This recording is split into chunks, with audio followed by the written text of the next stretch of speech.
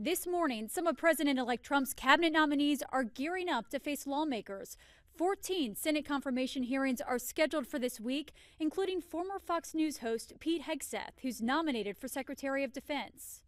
Hegseth spent several days on Capitol Hill last month working to drum up support. What they want to do to make sure that department is properly oriented for the threats of the world and make sure that we're putting the warfighters first. At least one Democrat on the Senate Armed Services Committee who's skeptical on Hegseth's qualifications for the job wants more detail on his background. You look at his personal conduct, especially when he was managing Veterans for Freedom and Concerned Veterans of America. You know, these two organizations were financially mismanaged. There was reports of being intoxicated on the job and creating an environment, you know, where there was, some issues with, sexual harassment. Republican Senator John Barrasso disagrees with Kelly, saying Hegseth, who denies the allegations against him, is the right man for the job. Well, he certainly has the qualities that we need to lead the Pentagon. He knows about a fit fighting force.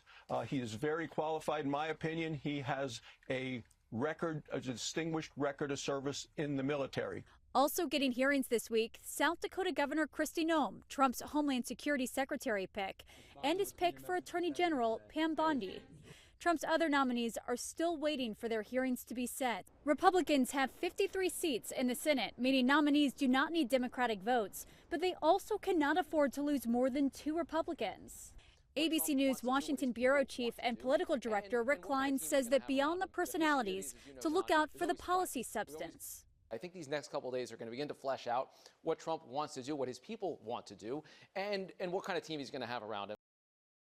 A handful of Republican senators have also told Trump's transition team they are preparing the nominees for tough questions to avoid any significant surprises. Meanwhile, Democrats are hoping to get these nominees on record and hold them accountable on Trump's agenda.